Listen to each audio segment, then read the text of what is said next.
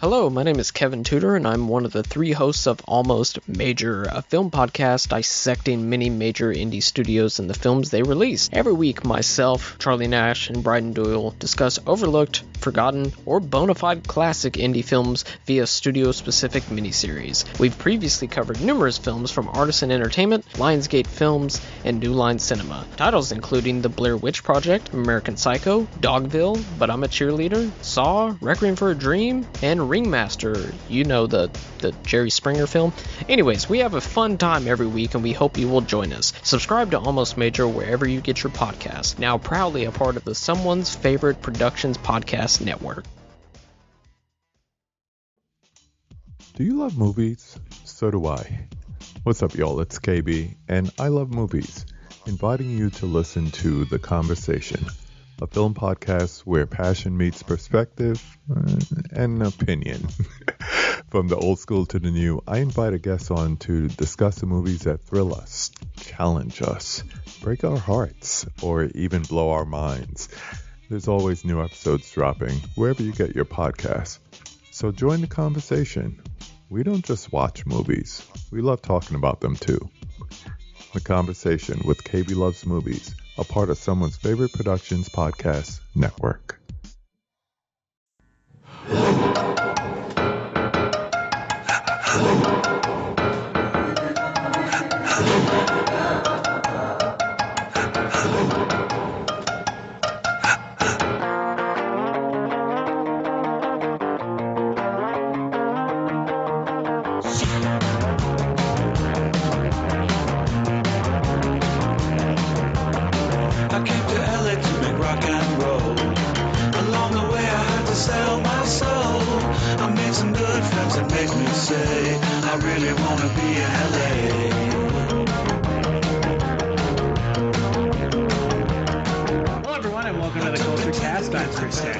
And I'm Sean Liang. And Sean, this is, I guess, kind of in a kind of roundabout way, this is your first out of the gate co-hosting spot. That's right out of October into November. Yeah. We John, unfortunately, is going to be out on this Kulturecast. He had some family matters to attend to. So it is Sean and I going it alone. And like I said, Sean is the new co-host for the Kulturecast. So I am looking forward to kind of this being the first one that we talk about, the perfect host. That's perfect. I got my flashlight. Let's do this. And like I said, we're going to be talking about the perfect host. And I also interviewed the director of the film, Nick Tomnay, who based this off of it's a remake of his short film from 2001, The Host. But before we get to that interview, Sean, have you been watching anything this week? Ooh, oh man, I'm wrapping up. I'm trying to watch all the horror movies I can before it's not acceptable to anyone else. Yeah, before everyone stops caring. Yeah, exactly. I haven't seen anything amazingly. I watched some of the newer movies that came out recently, like The Poltergeist and The Gallows. Those were fun. That's pretty much about it, though. I haven't. I don't. Oh God, you're talking about the new Poltergeist movie? Yes, I am talking about the new Poltergeist movie. Lordy Lord. Yes, indeed. Oh, man. Yeah, I don't even have to say anything about that one. Everyone pretty much... Your ideas about that movie is right before you even go see it.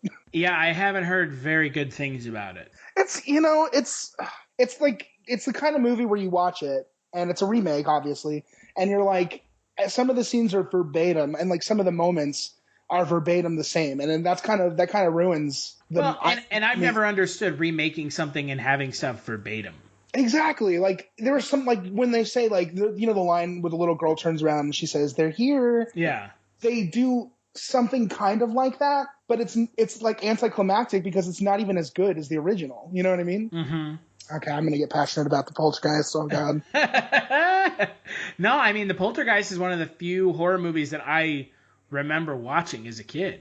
It's such a good one too, man. It holds up today. Yeah, I mean, I distinctly remember watching it and being scared of it as a kid, and now when I looked at the remake, what it looked like to me was, why are they making it? That's exactly, and that's what you'll ask yourself the whole time. The original one held up so well. What's the point? Exactly. You might as well pop it in the DVD player because it's still better than the remake to me. I don't know. The characters, and I think the acting in the original, it's just so much better. The whole time I watched the movie, I was thinking, if I were an actor on this set and I was playing one of these characters, I would just feel weird trying to copy the original. You know what I mean? Well, and I feel bad because it's...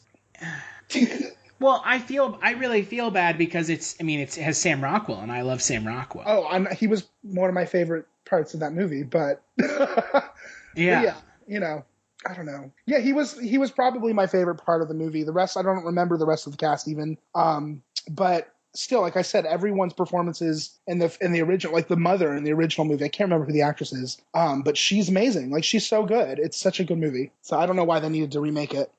And the new one probably doesn't have Zelda Rubinstein in it either. No, God, you can never replace her. It's just not as good. And that to me, it's just I don't want to watch a movie that will feel out of the gate like a lesser property. Yeah, and it totally, they make some changes that I can see why they made the changes, but it's also, again, it's just another attempt to answer the question of why we're seeing this again, Well, I think we know the answer. That's true. The obvious answer. Yeah, it looks green. Yeah, to me, it's just I always question it's really kind of a long conversation you could have about remakes in Hollywood and whether or not they're ever necessary. Exactly. Yeah, this is one of those movies where it's pretty transparent. Yeah, I try to stay away from remakes for a reason, that's for sure. Yeah, especially in horror. Yeah. And, I think that there's a reason for that. Yeah, definitely. As for me, I haven't been watching a whole lot this week. I haven't been watching really anything. I've just been trying to get ahead for next month. Yeah. Not that next month is really going to be that stressful, but still want to get ahead, right? Speaking of remakes. Yeah, right. Next month, to kind of reveal our theme for next month, we're going to be talking about remakes. But horror movies are left out. Yeah, that's like the one caveat is horror movies, because there are so many of them. That's true. We probably covered a bunch just this month. Actually, not really. No, we didn't. No, I wanted to make sure we didn't have any this month. That's awesome. I see. Well, because next year we're probably going to do a month of all remakes. Yeah. Which will be a true test of, I think, everything wits. Because well, next year I'm sure we'll have a whole new list of remakes too. Yeah, right? God. Oh. They've gone back to the well, even to the point of they remade Scream. I know it's a TV show, but it's essentially a remake. Yeah. Yeah, it's not even Ghostface as we know it. It's Ghostface, like new mask and everything. It's just... Yeah, it's just sort of taking from that nostalgia and that sort of style and plugging it into the exact same story. I guess I don't understand what... Hollywood seems to get this idea that what's really important in creating content is just retreading old content. Oh, yeah. It's all fan fiction now, Yeah. We've grown up and now we're all trying to recapture our childhoods. Well, and that's what I'm worried about with a lot of the, there's a Godzilla King Kong movie coming out. I feel like this is just all going to devolve into just countless fan fiction, and everybody's kind of like, we're finally getting to see the thing we've always wanted to see. Exactly. And that's not necessarily a good thing. Exactly. It's not necessarily a good thing. Yeah. But let's talk about a movie that's original. Let's stop kind of bemoaning the shitty remakes. We're going to be talking about The Perfect Host. The film came out in 2010. It was directed by Nick Tomnay, who like I said earlier, we have an interview with. And the main actors in the film are David Hyde Pierce and Clayne Crawford. The IMDb synopsis is: a criminal on the run cons his way into the wrong dinner party where the host is anything but ordinary. John, he's a criminal. Taylor, a 33-year-old Caucasian, is said to be driving a maroon 1980s model Buick. Police ask anyone who identifies Taylor or his vehicle to contact their local authorities. Yeah? Yes, is this Warwick? Warwick. Who's this? It's John. I'm a friend of Julia's. He's a gentleman. Of course you can come in. Can I get you something to drink? One of the bank's employees identified the man as Los Angeles resident John Taylor. Taylor is extremely dangerous and should not be approached. can't kill me. Before we talk about this, we're not going to talk 100% spoilers. We're going to talk about one specific twist, but we're not going to talk spoilers for this movie because, like some of the other movies we've watched this month, it's better if you just watch it. Yeah. It really is one of those films that you need to watch it and not ruin it for yourself ahead of time. Yeah, definitely. I think this is the kind of movie where everything is a spoil because it's so much about reveals. Right. With that being said, Sean, Yes. Had you seen this film before, and what are your thoughts? I had not seen this film before, but it sat comfortably in my list on Netflix for like a year, so I'm glad I finally was able to check that off. You're welcome. See, I thought it was I really enjoyed this movie. This is the kind of, it looks like, I remember I added it to my list because it looks so ordinary, and if you look at the cover, even on Netflix, it's like you have no idea what you're in for. But then I started hearing from word of mouth that the movie was actually really good, and it's David Hyde Pierce, so I'm a big fan of his. So it was really cool to see. It's nothing what you expect, even from the synopsis. Yeah, no, I mean I think the synopsis really kind of undersells the movie a little bit. Yeah. And it purposefully does that. I'm sure it does. Yeah, I mean, that's a good thing, really. Yeah. This is the kind of movie that you can't... If you say too much about it, it really loses the impact and the punch. Exactly. Yeah. Totally agree.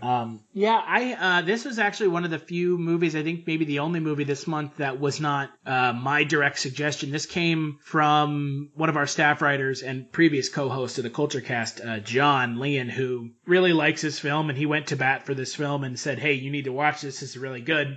And I sat down and watched it, and the twists are pretty crazy.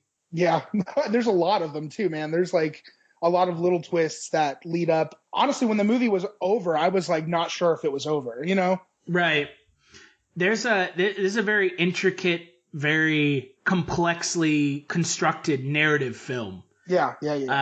And, it's not a horror film per se. Yeah, I wouldn't say it is either. I think it's not inherently a horror film. Yeah. It was funny. I was laughing. Like I said, this, you know what it reminds me of? And I don't think this is giving away a whole lot, but it reminds me of the trailer for Tusk. Because you kind of see that trailer, and I kind of got the same idea I did when I think of this movie.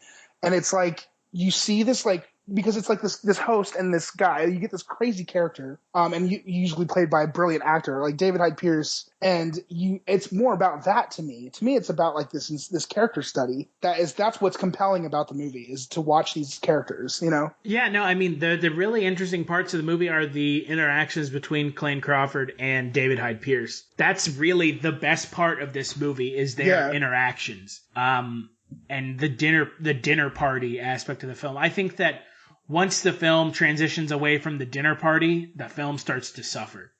I agree. I'm with you. But not in a way that makes the film, that really hampers the watchability of the film. I think it hurts the film in I wish I could see more of them at this dinner party. Yeah, it kind of leaves, I would say that's part of what leaves the end of the movie a mystery to me.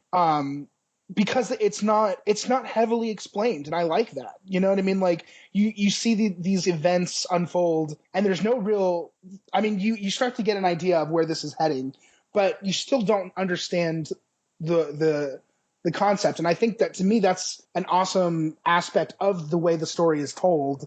But like you said, once you leave that, it gets a little confusing, because everything towards the second half of the movie is about reveals. Yeah, and it also just kind of becomes a little bit of a by the book cops and robbers drama. Yeah. Which, I mean, it exists for a reason, because it's supposed to humanize the Clayne Crawford's character of John Taylor, but at the same time, not really the most interesting character in the film. Yeah. That's true. Yeah. So, we've kind of been talking about it a little bit in generalities, but Clayne Crawford plays John Taylor, who's a bank robber. The film opens on him leaving a robbery in kind of bad straits, and he is going to a convenience store to clean his foot wound, and then he ends up kind of trying to find a house to hide out at, and he lies his way into the house of Warwick Wilson, played by David Hyde Pierce, who's awaiting dinner party guests. And their kind of back and forth in the beginning of the film is really fantastic. Oh yeah, like the first. I mean, I thought that was it was great. I mean, the whole beginning of the movie, it's watching Clayne try to lie his way out of every situation, and it's really tense. It builds up that tension. It's really cool. Yeah, and it's that, oh, when is he going to find out? How long is it going to take for him to find out that he's not exactly that he's not the friend of this person like he says he is. He's a bank robber. Because he's trying to claim that he's a friend of Warwick's, that he found a piece of mail that said, oh, I'm this friend of yours who's in Australia. And she sends the postcards, yeah. Right. Which is a really great nod to the fact that the original short film was filmed with Australian actors, and Nick Tomnay himself is Australian. That's cool. Yeah. And then this is the one twist we're going to talk about, because I think this is the most important one. And spoilers... Go watch the movie and come back. Yeah, that's really what you have to do. You can't even talk about this movie. It's hard to watch a trailer for this movie. Right. And it's right outside of our kind of I mean, I know this movie, the way the script is written, it's very tight. So that every detail is important. In other words, it's sort of like a domino effect, the whole movie. And so that's why I feel like it's so hard to not. Well, this movie is outside of our statute of limitation, really. For spoilers, it's 5 years. It came out 5 years ago, so it's right on that edge. Yeah. Okay. So the big twist of the film, and like Sean was saying, we can't really talk about this movie without talking about it. Is that Warwick Wilson, David Hyde Pierce? He has imaginary friends.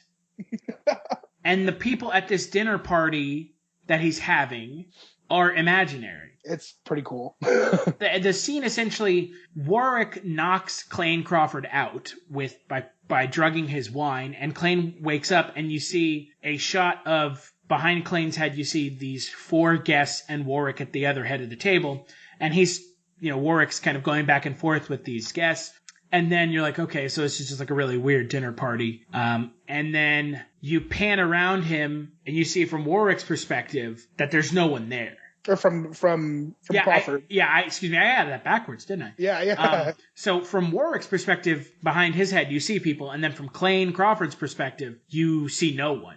It's amazing. Actually, that whole dinner scene is one of my favorite scenes in the movie because it does that. They have a whole conversation. And it's beautiful because I can follow it. You know what I mean? As an audience member, they're all sitting at the table, and John is tied up to his chair, and he's talking one-on-one with this guy who's crazy and having conversations with his guests who are also talking to this guy. It's beautiful. It's a really, really, really theatrical scene. Or just the whole anything with the guests. But I thought it was really great storytelling. I thought that was really cool. Something I would see on a stage or something. Yeah, I mean, it's done in a way that it's so well done that it doesn't take away from the fact that David Hyde Pierce is acting to no one. Right. And something like this is something that if I heard about before I'd seen the movie, I would judge it. So don't judge it because honestly, it's such a great surprise when it happens at the beginning, when it first starts happening. And it doesn't take away, if anything, it adds some kind of mystique to what's happening. And it makes it so much more exciting for the audience member, I think. No, it does. And I didn't expect it going into it either. Yeah. I mean, there's even a point where David Hyde Pierce is eating food off the plates. Oh, it's so good. That's my favorite. It's so creepy. Yeah, he is amazing. He's amazing to watch because you'll see him. There's scenes with the party guests, and then there's scenes where the guests aren't there. So you can see him talking to nothing, but then you can also see him talking to these guests he's made up. And I think that. I mean, that's what I mean by it's a character study of this character, the Warwick, who is it's just so beautiful to watch as an actor. It's creepy as hell to watch. No, I mean, David Hyde Pierce really, I've seen this before in movie reviews, David Hyde Pierce is a revelation, so is a revelation. Right. He really is. For someone that you essentially always associate with Frasier. Exactly. And the TV show of Frasier, which was a comedic, a comedic role. Right. This film is dark comedy. Oh, absolutely. Because there are times when he's scary, but then he's also hysterical. I mean, it's funny and it's scary. I don't know. It's why entertainment comes from how good some of these actors are, and I think it's really the David Hyde Pierce show. Let's be honest.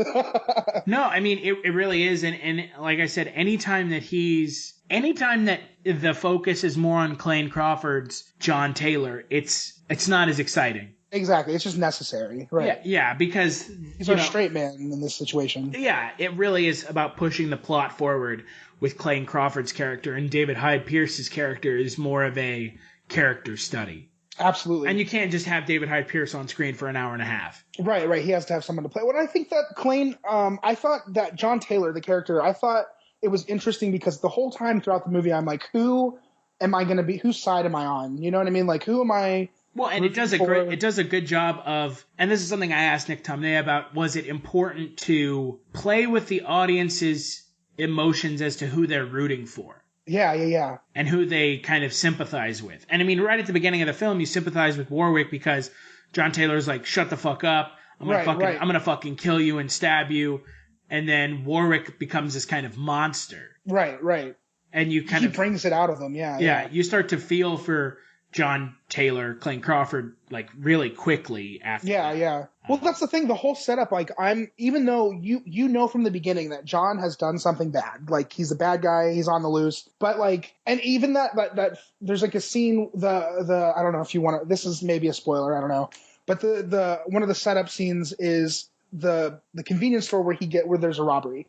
It's very clear. It sets up his character. We know that we're safe because he's a lot more badass than this chick who runs in with a gun. And I think that to me, there's several times where the movie does that, where like it gets me on his side, like I'm on John's side, and then he'll do something where he lashes out at Warwick, and it just goes back and forth to me. Like the whole time I'm like when he pulls the sword off the wall, I'm like, if you had just not done that, you know?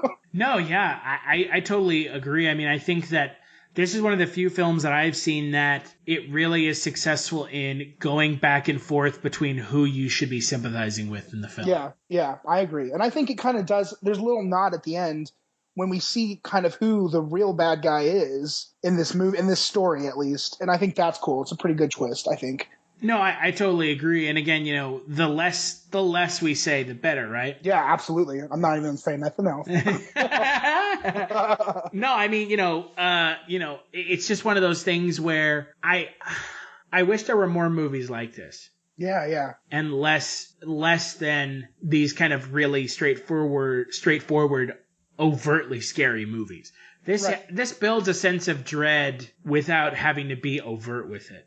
Exactly. Yeah, because we don't know the crime he committed. We just know that he's being looked for, and it's urgent. That's what's cool about this. Like, you don't know anything. You have to make assumptions as you go.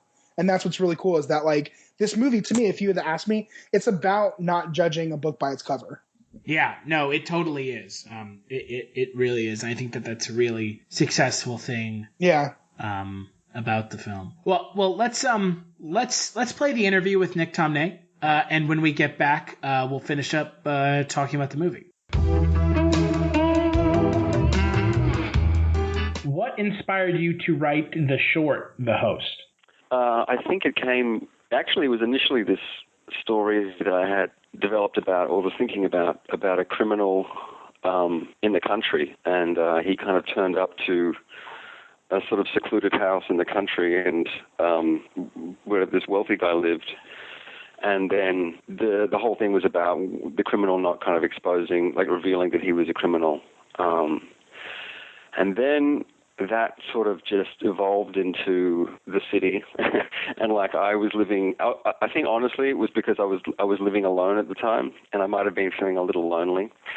And so I started reworking it into an urban sort of story. And then I thought, this is interesting. This is kind of, good. And then there was one instance where I remember going down to pick up some food on the street, and it just sort of occurred to me that maybe what was happening with Warwick was that he had imaginary friends. And then once I knew that, I thought, that's quite good. So and then that element kind of made everything else kind of congeal, And then I just kind of, that's how it started.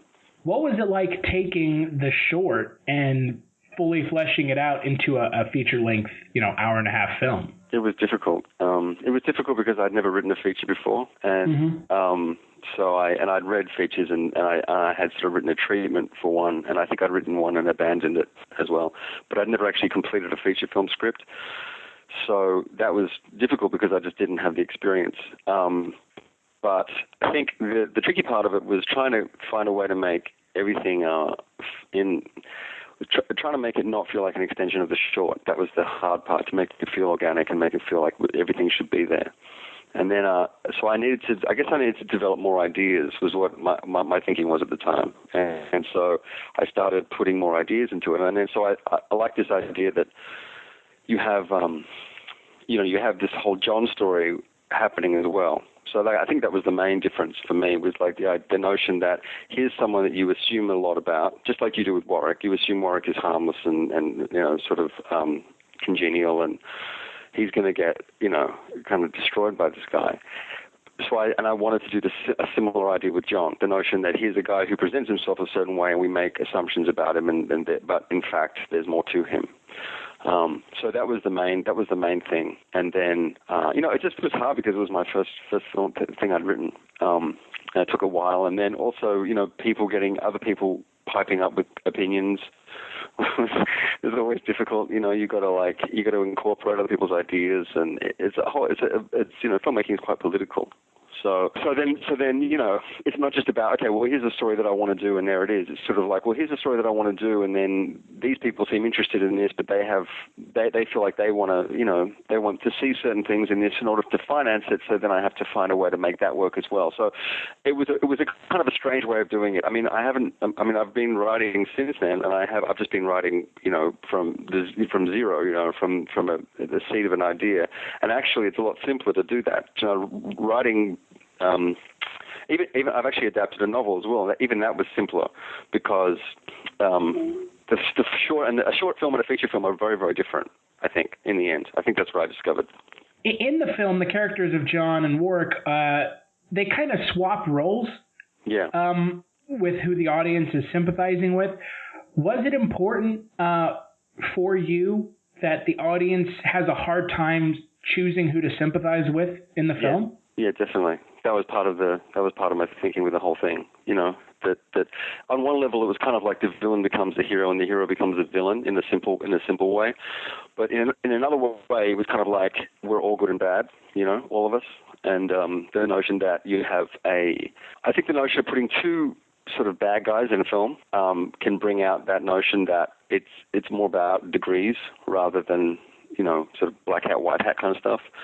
Mm-hmm. So it was a mixture of those things, and I just thought that was interesting. If you have a hero and a villain, it's fairly clear what's going to happen. But what happens when you put two people who have, part of their character is unsympathetic, and then what happens to the audience? I just thought that was interesting. No, yeah, I agree. That scene in the film, about a half an hour in, where you kind of realize what's going on a little bit. Obviously, it's like a 3-part reveal in the film. That scene is extremely well done. Oh, thank you. You mean where the wine, the photo comes out and the wine and the whole thing? Yeah, and then he wakes up and he's sitting at the table, and then you pan and you see the people, and then you pan back and they're not there. Yeah, I think, honestly, I felt quite rebellious when I was making this movie as well. I was sort of quite aware of story beats and act structures and stuff, and I wanted to make a sort of fairly anarchic movie, and part of my thinking was that Warwick had made the movie. Like when I was writing it, it occurred to me halfway through it that it was kind of like Warwick was writing this film, and what would Warwick do? Like if he was the film director. And there was this notion that character was sort of pushing the narrative from behind the camera in a way. So I found that by like keeping that in my mind a little bit, I felt just more playful with it, and I felt like I could do things like extend that first act a little bit. So you're like, well, maybe he is just a criminal and nothing's going to happen, because I think it's like 35 minutes in when the reveal happens. Usually that stuff happens a lot earlier. Right. And I just felt like, I don't know, like I was just feeling like the whole thing was, for me, the whole thing is about sort of surprises and entertainment. that's what I was trying to achieve and make a very sort of entertaining, surprising, and alive kind of film. And part of that was just letting the structure be a little bit more, organic or, its own thing, And, I'm not sure that it completely works, but I think that there's something to that gives it a sense of it being a movie that's just not on a track that's just, hitting signposts. I didn't want to do that kind of thing with it, particularly because there's crime elements in it, and I think that you can, one can do that if they're not careful. Right. Well, and that's my next question to you is sometimes twists in a film can feel cheap. And I don't think they feel cheap in The Perfect Toast. I think they're done extremely well. Was that something that you were aware of when you were writing? Is that making sure that the twist made sense and that they didn't just kind of cheapen the kind of emotional experience that the audience is having?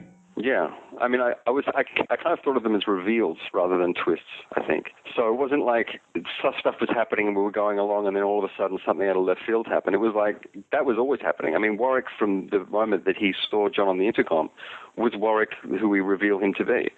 So he is absolutely consistent through the movie. It's just that we don't know that yet. So, and same with John. So that was my feeling. It was like, I'm not actually, there's really not twists. It's just that I'm not showing you everything immediately. And then I do show you things. That was kind of my thinking. I mean, obviously then you have more sort of, then there's that third act twist, which is completely insane. But I think that goes back to the notion that it was in the spirit of the movie, like I said, as if Warwick was making the movie. Like, what would Warwick do? And he would just do that, And I just thought, to be honest with you, I wasn't absolutely 100% committed to realism with this film. I mean, given the fact that there's imaginary friends and whatnot, I sort of felt like there was a sort of the license to be probably a little bit more sort of, I don't know what the word is, expressionistic, impressionistic about some of the sort of the, I wasn't trying to be absolutely sort of stone cold logical with the movie, but having said that, I did try and make it all make sense. Right? Yeah, I wanted people. Yeah, I didn't want to make it confusing, but I wanted right? Okay, cool. All right. Well, so the whole thing about Warwick being a cop was just I just felt like that was an outrageous turn. That suddenly, when I was writing it, that suddenly he was this cop and he was a different person and he was absolutely behaving differently. And I just found that like a real injection of energy into the script, and I was like, okay, well then that's going to coalesce with all the John stuff, and I wanted all that stuff to actually make sense, There was some, there's a little bit, I don't love some of the stuff right at the end of the movie because it's just a little bit sort of overly detailed, and I think that was something that I learned from that you don't always have to you don't have to explain everything, that can become a little bit like, more is, less is more kind of thing. Oh, well, I don't like the way that the parking garage scene is shot, visually, and that happens to be also the time when there's a lot of complexity in the story. So those two elements combined make me not sort of, as pleased with that section as I could have been. And there was a lot of discussion with myself and the producers about sort of logic points and having to spell out everything in the end. That I probably wouldn't have wanted to do, and I know I didn't really want to do it, but it was like what I was just kind of discussing earlier. There were certain things that sort of had to be adhered to for me to get the money, basically, and so then that's what I had to do. Yeah.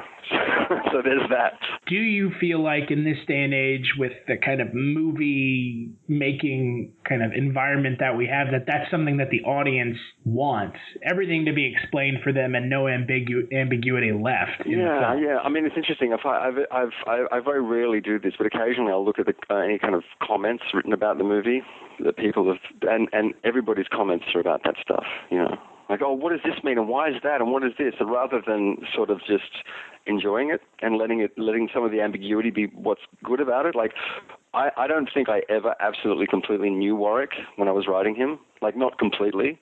And I think that's why he's an interesting character. I think if I knew him all the way through, there was always a little bit of mystery in that character for me, even when I was writing him, even when David played him. David and I discussed it, and we both agreed that was what was kind of cool about him. We don't know really his sexuality. We don't know really who's the real guy. Is it the cop? Is it the other guy? I mean, it's like there's a lot of stuff going on there that you don't. I mean, I didn't actually want to know, you know, and I found it more exciting and interesting to sort of play it, and I think David did too, to play it that way. So, you know, for me, I don't personally always have to know every single detail, every logical detail in a movie. Oftentimes, it's the atmosphere and the tone and the intention that is more important, you know. Yeah, I mean, you know, I think some of the greatest films, not that I'm comparing Perfect Host to anything like this, but some of the greatest films in the 70s that I love were so ambiguous, you know, and that's why they were so, you know, they were so interesting. And even before that, there are, you know, Nicholas Ray movies that are great, you know, like that. So it's. I think you're right. I mean, I think it is a more of a modern sensibility that people want. You know, sort of an actual, all the dots to be joined up, and sometimes it works. I mean, sometimes it really works. But I mean, I think it all depends on the kind of movie you're making. And so in terms of The Perfect Host, my feeling was that stuff wasn't as important as getting the humor and the attitude and, you know, even you know, like the structure of the movie, as I said, was sort of in keeping with the character. And that stuff was, for me, was much more interesting rather than making a straight ahead procedural where, okay, so this means that and this means that. It was more like, here are some ideas, you know, and this is a character. And I mean, and on a positive note, I guess, is that I think that kind of stuff does get people talking about the movie more in a way and discussing it amongst themselves. You know, when you leave a bit of ambiguity, when you suggest stuff rather than being completely explicit, it gets people talking about it themselves and maybe coming to their own conclusions about what was going on. When it was picked up as a feature-length film, did you reach out to any of the actors from the short? Yeah, I did. I went to Graham, who played Warwick, and I given him the first draft of the script. And but it was not going to happen with the money.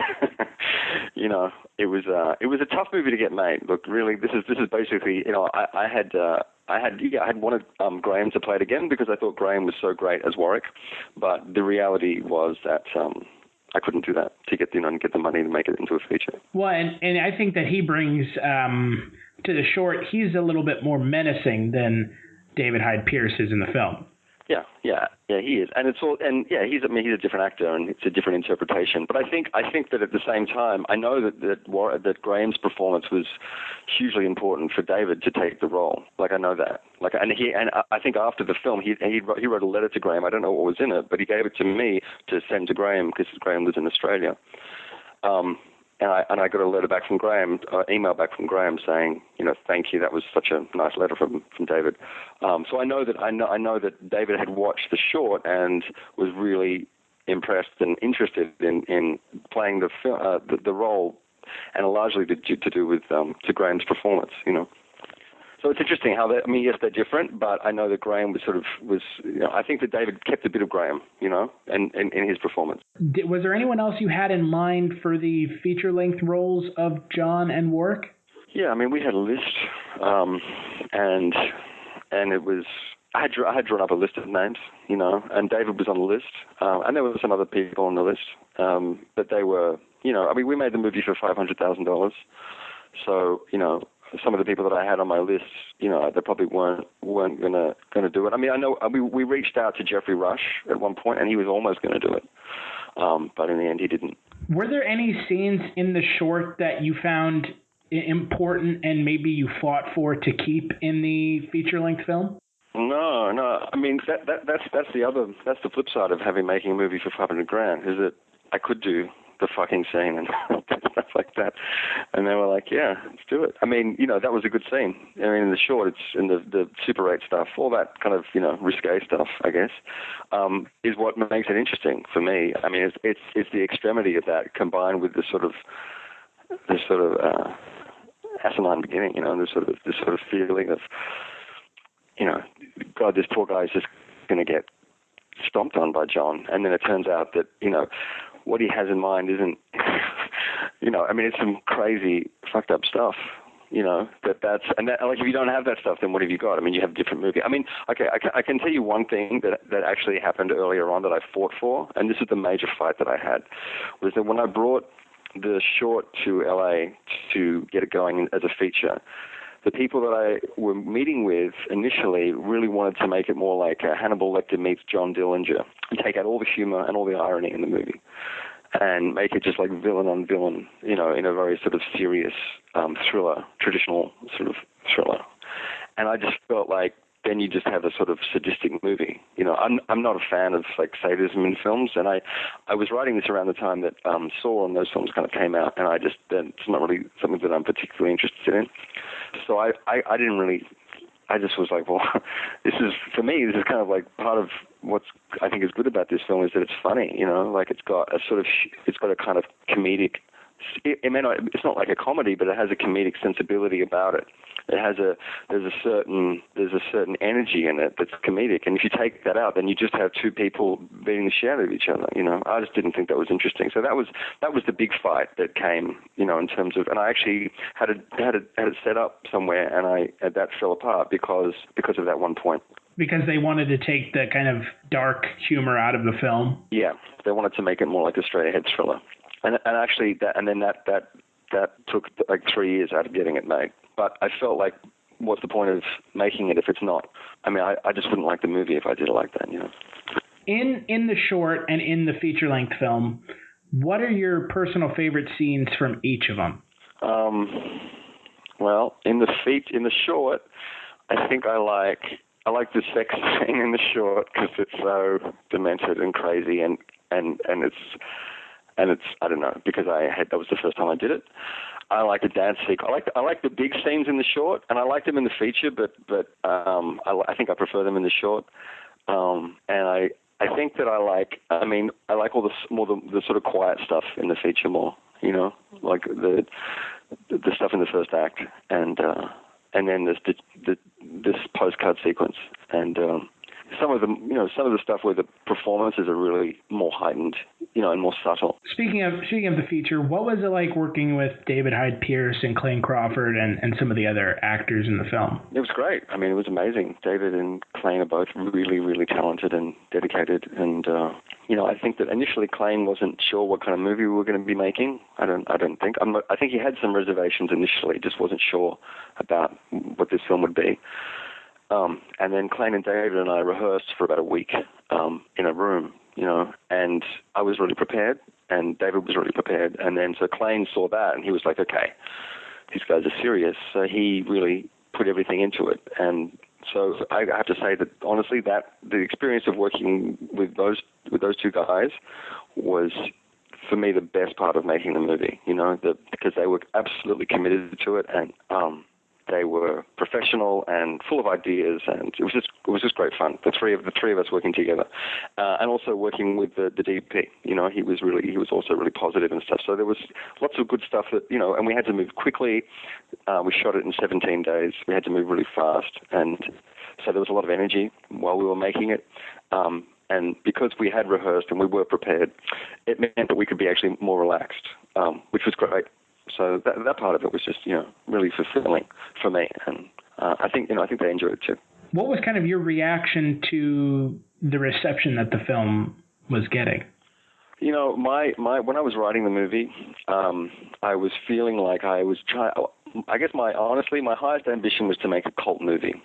And you can't really say that, and I'm saying it publicly, but I was thinking, and it wasn't because I wanted to make a cult movie to be cool or whatever. It was like, if this is going to be anything, it's going to be like a really, really good B movie. That's what this is. Like Faster Pussycat Kill Kill or something like that. And I was like, so I want to make something as good as that. And that kind of gave me some liberties to do some more of the outrageous stuff, I felt like, because I felt like going the other way and trying to make it something that was a bit more sort of traditional and serious and whatever, it just didn't feel like it wanted to be that. So having written the script and knowing that was my intention for the movie, that was my intention, so that was my hope. And I don't know if that, you can't, and the thing about a cult movie is that a cult movie becomes, its own thing. And it's not to say that I'm hoping that it becomes one, but I was just thinking, this is a really good big picture. Basically, that's what I'm trying to say. This is a really good big picture. Gotta hope it does okay and people like it and are entertained by it, because that's what it was. So, the critical response I got was sort of lukewarm, I guess. But there are some people that fucking love it, you know, like really like it a lot. And that's great. So I feel like, you know, of course I would have loved everyone to love it, but I think that I've gotten enough positive feedback from some people who really love it. So that's been great, you know. Do you feel like when you take a genre-bending approach to a film that it kind of moves into that cult territory because it's not going to please everyone? My feeling about cult movies is that they are they're sort of elliptically shaped films. You know, they're like rough diamonds. They're sort of like they're not completely polished, and all the sides aren't even, and they have their own thing going on, their own energy going on inside them. And sometimes those films are they don't work at all, and they're really bad. And sometimes, you know, they have faults and they have problems, but there's something about the film that just, you know, the spirit in the film, the thing you remember of it is just, you know, it continues to live on in your mind, you know. And I think that the reason why it does that, possibly, is because it has its own shape, because it has its own form. And so I think that probably that's what I was talking about before when I was writing it. I was kind of coming to terms with, okay, this film is like that. I mean, not in the sense that, okay, I need it to be a cult movie, but more like I'm looking at films like, you know, Rocky Horror Picture Show or Clockwork Orange or things like that are sort of unusual and have their own energy going on inside them, and they're sort of self-referential and, you know, that kind of stuff. So I think, and I often think that cult movies become cult because, I guess, because there's nothing like it except for it, maybe. Do you have any particular favorite horror movie films? You know, I'm not really into horror movies. I love The Exorcist because it's just so well done. And I really, I love Rosemary's Baby, but that's more like a thriller. I think that the Blair Witch Project is incredible. I saw that when it came out in the cinema, and I think that the sort of form of the movies, the fact that it was all shot through like these sort of 16mm cameras, and the notion that if the filmmakers didn't capture something, then you wouldn't see it, made it so much more horrific. I guess like the first found footage film in a way or whatever. But I find that I personally, I cannot engage with horror. There's something about horror movies and me that I cannot suspend my disbelief, you know? So yeah, it's just not a genre that I'm actually interested in, to be honest. How do you feel about the kind of the idea that The Perfect Host might be, in some respects, a horror film? No, for sure. I mean, yes, it's fine. I'm not worried about how it's labeled. I think it's all those things, like you were saying. I think it is horrific, and it is sort of funny, and it is a thriller, and it's not that I'm anti-horror. It's just that I just don't. I make the effort to watch horror. The last film that I saw that I really thought was great was the Ty West movie, The House of the Devil. Is that the name of the film, The House of the Devil? Yeah, yes. Which I thought I was just like really spellbound by the whole tension in that movie. And so I pursue watching horror movies, hoping to find one that I really love, but there's something about them. It just doesn't connect with me. I think that, what it's great at doing is, sort of displaying formal chops from a filmmaker. I mean, there are so many great filmmakers who started in horror, and horror, just by the nature of what it takes to make one, requires the filmmakers to really know what they're doing, you know. So I think it's a really great genre for filmmaking. It's just like as a film viewer, for me, it's just not something that I'm connected to. Is there anything you're working on now that you can talk about? Well, I have a couple of things floating about out there, and I have 2 thrillers that I've got written that I'm trying to get made, and I have a drama, an action drama that I'm getting some good responses to. But not really. I don't really want to talk about it. I mean, hopefully look out for them, and like with my name, because hopefully at some point I can get one up. It's just, it's been very difficult to get people to just sort of say, yeah, let's make a movie with you, because, The Perfect Host didn't make a lot of money. So, and that's really the name of the game, unfortunately. So it's been a bit of I continue to work and write, but I'm hoping that one of these things is going to sort of catch on. But I've written a couple of thrillers that are, cheaper to make, like along the same lines as The Perfect Toast in terms of sort of pragmatic, for me to do. So we'll see. Fingers crossed. I mean, one of them I'm hoping to shoot over the winter, and it's about some lawyers in a house that they're snowed in, and it's like a psychological thriller.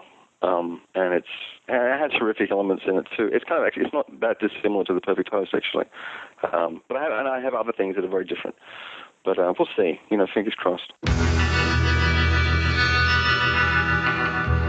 All right. So big thanks to Nick Tomnay for sitting down and talking with me about the film.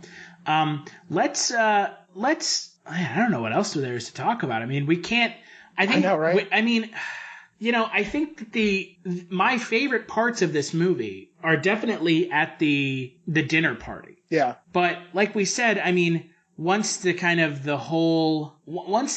later half of the film happens, it really kind of just... there's a point in the movie where it definitely takes a turn. There's a change in what happens, and it becomes, like you said, one of those episodic sort of like where you know the outcome. It's a cop movie, But I do think that it builds the first half of the movie builds such a great structure to stand in. I don't know. I think that even though, like you said, it gets a little more stereotypical cliche cop and robber, it still has a uniqueness to it just because of this character. Like, we've learned so much about this character, and we still get to see a little more of him. You know what I mean? I think it's so hard not to like spoil this.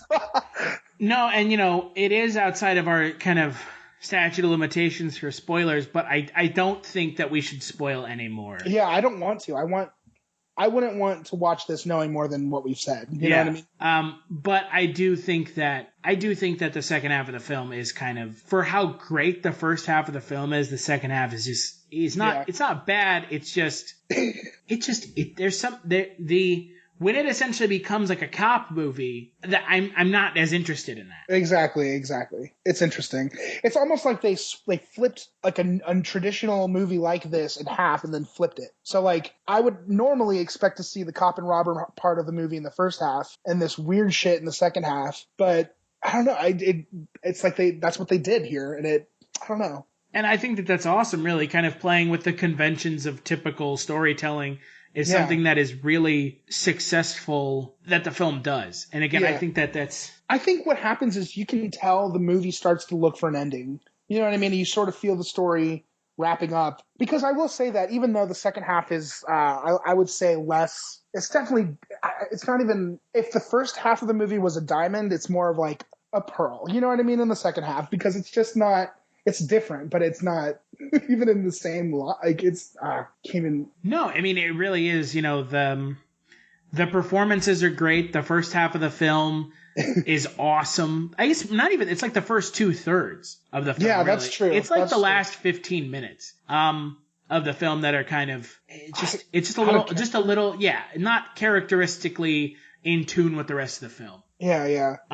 What did you think of the ending? We can talk the ending in generalities. What did you think of the kind of the little like cliffhanger at the ending? Honestly, I was towards the last few minutes. I was waiting for that exact cliff ending, so I could see that coming around. I'm glad it happened though. It was satisfying enough to me because like I said, I could see it coming, but it's sort of the only way that this sort of thing can resolve. You know what I mean? Like. In the situations, the way that all the details unfold and point directly at the end result, I like that it's sort of, I guess, a continuation of you don't know what's going to happen, but you have an idea, Yeah, no, and I think, that this, we've been saying, it's not a horror movie, but I think that this ending is pretty horror.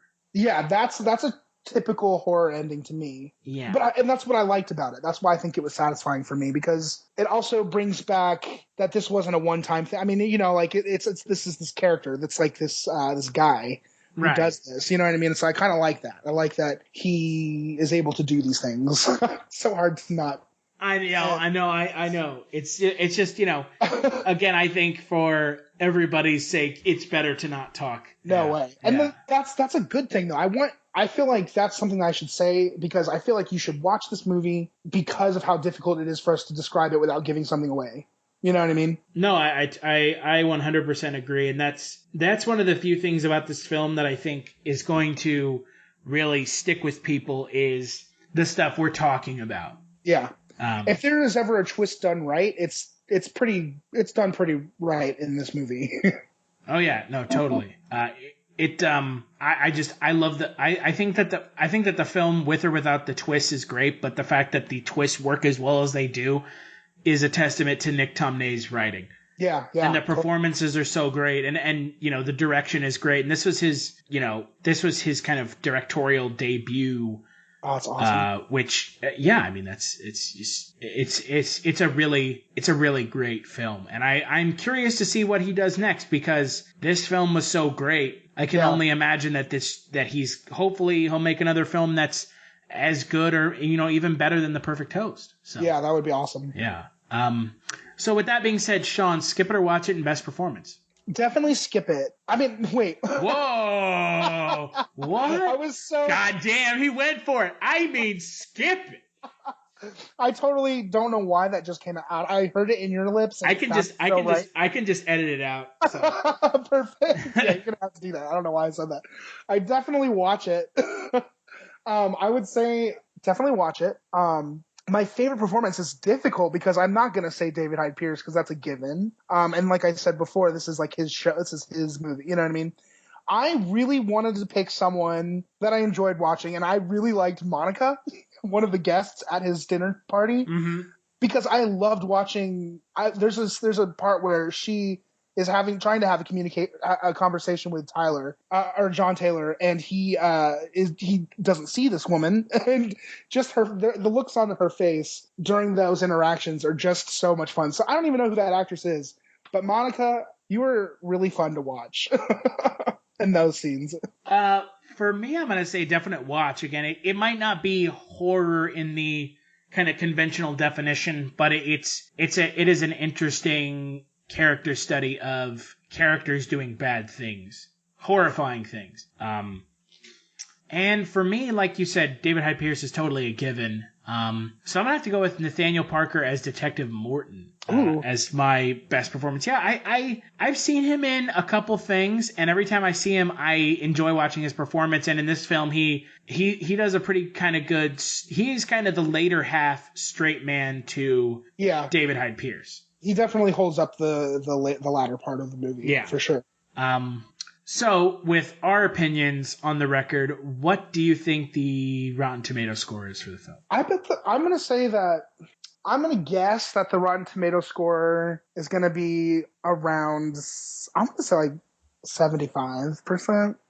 It is 44%. Is it really? Yeah. Oh, man. Yeah, that's low. Yeah, that's really low. I'm trying to figure out why that was.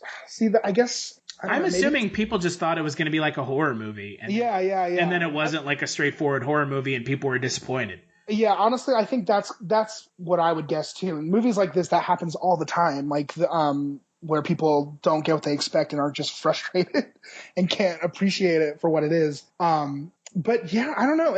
I'm trying to think, is this like a civilian taste of mine, or is this like a filmmaker actor taste of mine? You know what I mean? Because like, do I like this movie because it was... But I think it is. I think it's a great movie to just watch with no expectations. I think some people aren't going to get it. That's true.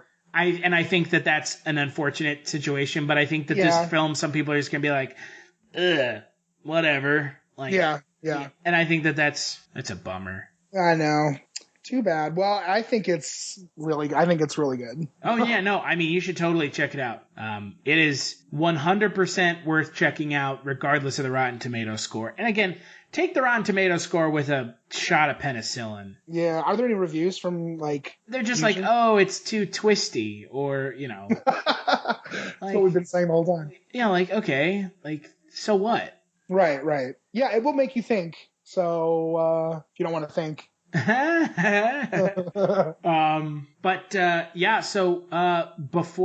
well, we're not going to be talking about what next week's show is because we haven't figured it out yet. But Sean, is there anything you want to plug? I don't have nothing new to plug. I'm in the works of a bunch of things to plug next year. No, I just say follow me on Twitter, Shonifer with 2 N's, and like me on Facebook. I'm Sean Liang. And you can follow me on Twitter at Kulturestash. And if you like what you're listening to now, we have a whole backlog of Kulturecast over at cultureshock.com. We also have written movie reviews at the Screening Room, video game news and reviews over at Kulturecade, and we also have wrestling news and reviews and venting of frustration towards the product over at the 3 Count. Next month, like we said at the beginning of the Kulturecast, we're going to be talking remakes. And other than that, this is Sean's first Kulturecast as the official co-host. So I did it. Yeah. Now you just have to. Now it can only go up from here, right? That's right. We're just the beginning of our journey. Yeah, this is just the beginning of the journey up the mountain of being co-host. So, that's right. But I'm looking forward to it. Me too. Yeah, so make sure to check out next Monday's Kulturecast.